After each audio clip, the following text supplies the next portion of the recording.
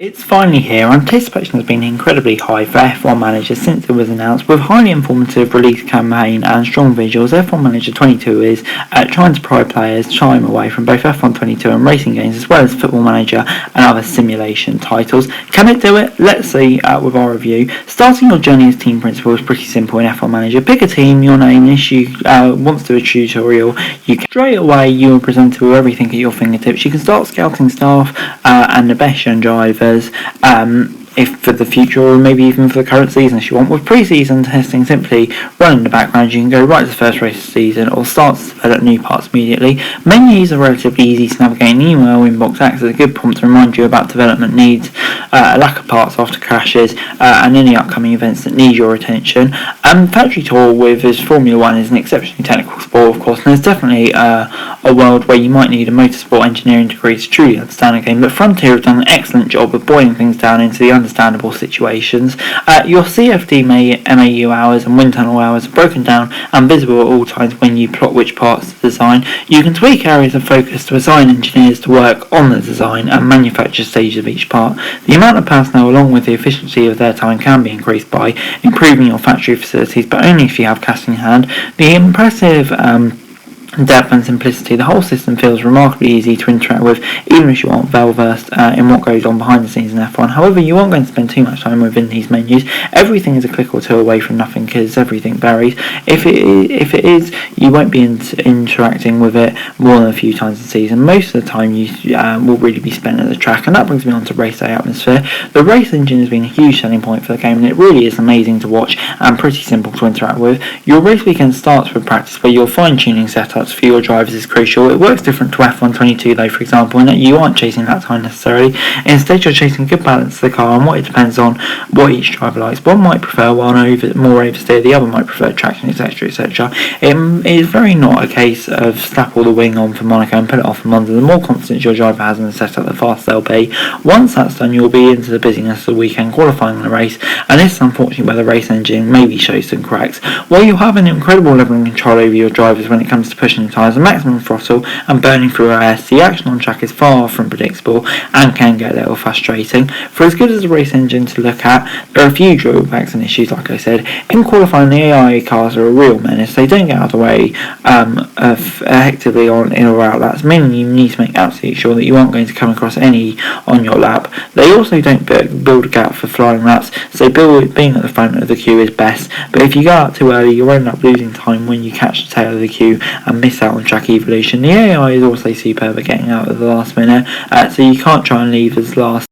There is absolutely no margin left to make it to line in time. They will also go out at the end of the session unnecessarily, even if Red Bull and Ferrari are going to Q1. This includes when it's wet and drivers are lapping 20 seconds off the previous times. In the race, cars can get stuck in overtake loops far too easily.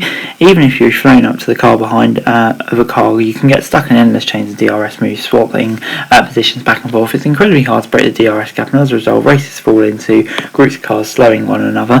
Anytime you can run in free areas like Goldust, and thanks to this, races can fall into quite a repetitive feel where there's nothing really you can do to help your driver break away. We found ourselves just speeding up part of the race rather than watching battles, which is a bit of a shame. Another issue is its weather prediction system. There is no radar showing incoming rain, a sight we see on every pit on F1, and very little visibility about future weather events. And you have in your race visor menu in the top right showing time into a certain percentage of rain. This gives us some uncertain view about what conditions and don't let you proactively prepare like you could with a full radar setup on games like GT7. Instead, everything is reactive, which would be okay if you could see into the future, but your only long-term view is the more percent chances you can predict if you go straight to wets and skip inters. You could even get a sense if you decrease in rainfall permanent or temporary, which means reacting to crossover points can be costly. When not staying there, F1 Manager should give you a perfect view of the weather, but having a radar system, the countdown percentage will give you more precise details. Detailed weather is something every team has, and while you can upgrade the accuracy of your reports, it seems bizarre not to have a radar provided to the virtual pit wall. One thing to mention is it's not a light game to run. Despite company meeting recommended specs on Steam, the PC fans kicked into high gear and the 370 Ti went into overtime every time the game opened. The smart meter has spun into the red, and the PC sounded like I was trying to play a static quarter competence zone in 4K 120 FPS. For a management game, this is wild, an issue both before and after the day one patch landed. Hopefully there is a future optimization patch on the way, but you might need to consider calling options if you want to play on laptop. There's also some issues with Horizon and region drivers. While the current 20 F1 drivers have their voices helmet and face in the game, others do not. Oscar Piastri is represented by only a helmet and a generic voice with fewer lines than Mick Schumacher has. There goes for all other non-F1 drivers too.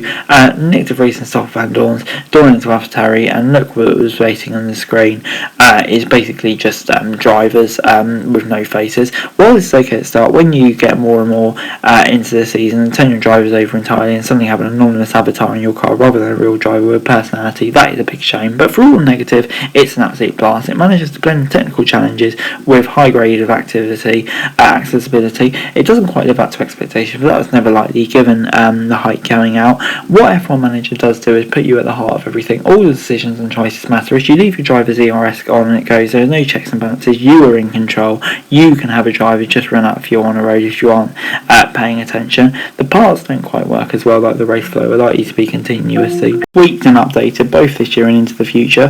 The game is great and it's hard to believe that this is just the first instalment of a multi-year franchise. As frustrating as some races can be, they're also tense and thrilling. A driver error can be costly and there's any strategic mistake you make, and that's where the joy of management game comes in. No matter what you do, things may not go your way. It's a game that will have endless replayability too. Staff are tough to develop, but you have total control over how drivers grow and improve, giving you the chance to create a driving god as well as a car that is the envy of the grid. It's going to take over your life. Just remember to pause your race to catch the real thing on the Sunday. Alright guys, that's it video. Thanks very much for watching. Remember to like, share, subscribe, no thoughts, comments down below. Follow us for daily F1 news and subscribe to my channel, and that'd be greatly appreciated. Thanks very much for watching. Peace out.